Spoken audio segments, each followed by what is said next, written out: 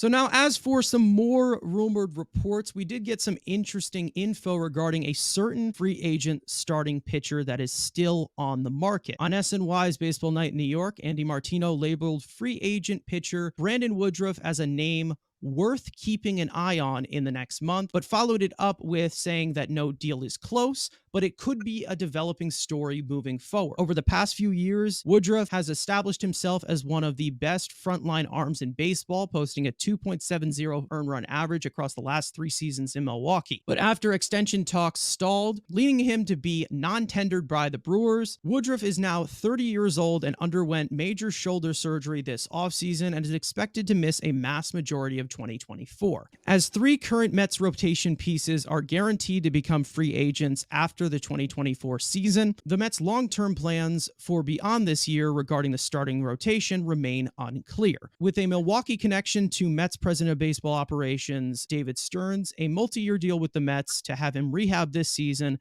and return in 2025 remains very possible. It makes too much sense. Again, Stearns connection besides.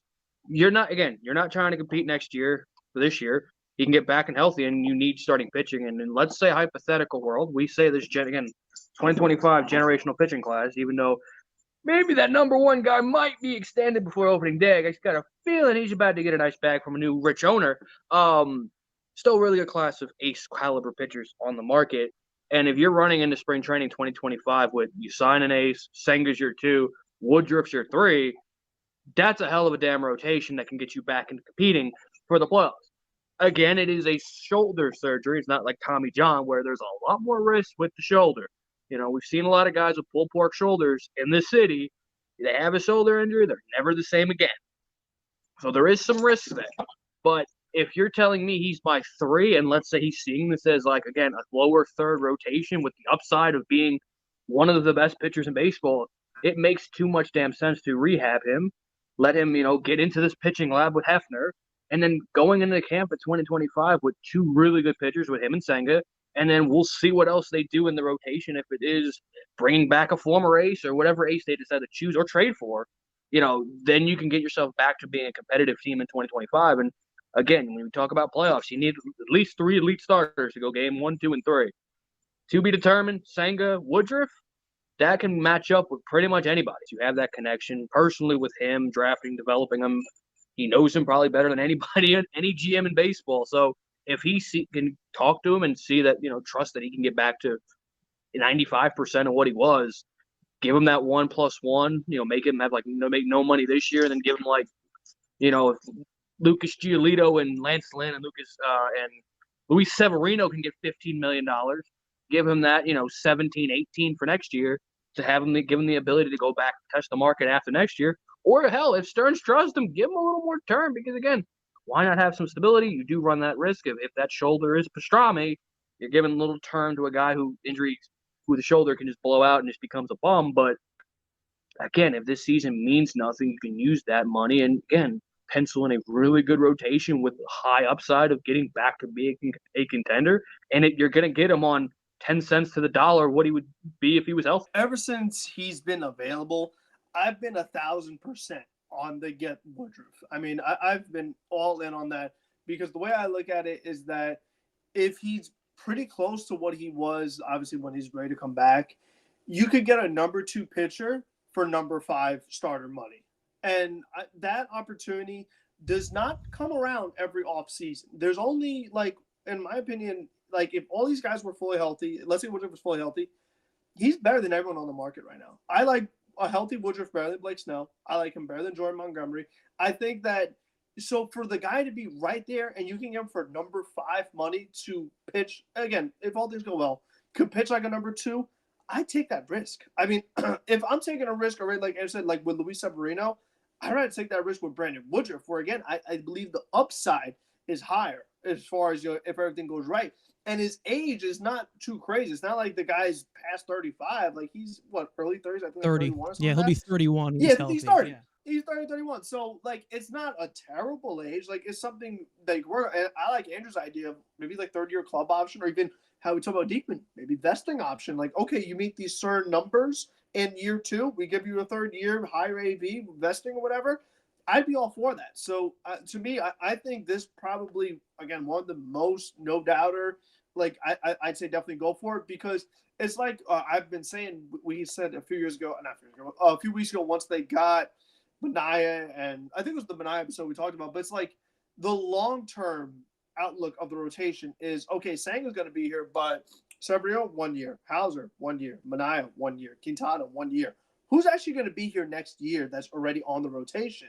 If you get Woodruff, it's like, okay, at least you have two guys that you could build around. So I don't like the idea of, okay, every offseason I have Senga, and I need to build a whole new rotation every year. Like, at least let me have a few guys who are here for a few years. So, and again, like I said, the connection's obviously there. Woodruff and Stearns, like, he knows what the guy's capable of. The anterior capsule surgery, it's not something you normally hear about. Is it better than Tommy John? Is it worse than Tommy John? I'm not a doctor. I don't know. So that's obviously the biggest question mark is something like that. Like, how do pitchers normally recover for a surgery like this? Because you don't normally hear about it. That's obviously the main question mark. But again, it's like, if the Mets are out of their budget, can't get them. So that's what I'm saying. Like, you got to prioritize. And I think anytime you have the guy who has the potential of a number 2 that you can get for a number 5 price, I say 10 times out of 10 go for it. We got to keep in mind, Senga's could be gone after next year. So yes. Not next the year after 2026. So year 3. And again, if the vesting option, or again longer term, ascending deal, whatever you want to do it, you don't have any again, we hope that a guy like Christian Scott, Vassell can fill out the bottom half.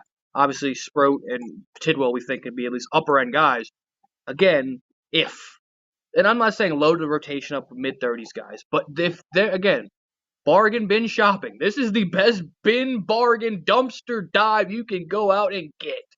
So, and if it, again, give him an ascending hit, make him have league min this year, and then shoots up to, let's say, 20. Let's just throw a number of 20 out for next year. And then that vesting option can be 27, 30 if he hits. And it can be even more. Let's say if he comes back, finishes top 10 in Cy Young, which he's done before a couple times. He gets to hit the 180, and it just continues to ascend. And then maybe even a 4th-year vesting option. Let's get crazy, because, again, there's no instability. We tried. Maybe we hope the pitching prospects can develop, but we've seen the Mets haven't developed pitching in like 10 years. So we hope these guys can be that. But if they're all just 4s, 5s, and long men, you don't have that ability. You have, and in this, it's even better. You have the human connection. Like, this isn't like, oh, it's some dude from the Pirates. Like, if it's Mitch Keller. Like, Mitch Keller is available. Like, Stearns knows drafted, develops the dude. So use that to your advantage. And hey, maybe he takes even more of a discount because Stearns not guaranteed, but you need to use that. And it's been the 2025. This guy is for 2025, and that would prove that we're getting the shit back together for 2025 if he is in this rotation. It lines up so perfectly to competing in 2025, this whole philosophy that we've seen, of course. And, you can obviously backload it as to where, let's say, he gets $8 million while he's rehabbing, and you give him $17 million the next year, and then like a $20 million vested option if he gives you 160 innings and, a sub 3.5 ERA, like something like that. That would work in terms of the long term, in terms of how it is lined up right now. Let's say it doesn't work out, or it does work out. Like, you also, since he's not playing, he's not going to provide you any service this year. If you are trying to save like that $10 to $15 million we were just talking about, you also could defer that money as well from the first year. It's such a perfect opportunity right now where they're so set up to it, where obviously you don't know what's going to happen long term. You don't know what is going to be the deal with the rotation past 2025 with Senga off the books, possibly opting out. He most likely will if he continues to pitch at the level he was. You have all these guys on 1-year deals. You hope that the prospects do well. Again, they're in that pivotal point where they're just going to see what they get. But you also can see what you get in Brandon Woodruff, who has in the past been a fairly good pitcher. He hasn't been an ace of all aces, but he's been pretty good. He's been a really, really good number 2, one of the best number 2s, I'd say, in all of baseball. So again, there's the injury risk. Of course there is, but you might have to do a player option if you do a 3rd year, because like, I think he wants the option if he pitches well, I'll stay, but maybe you can have some conditions where if he pitches to this certain criteria, it's this amount for this player option. If not, it's this amount for the player option. That could be a whole situation. But I think that it lines up so perfectly if you're talking about 2025, where all this money comes off the books and you backload it to here and you're just adding another 10 or 8 million to your payroll.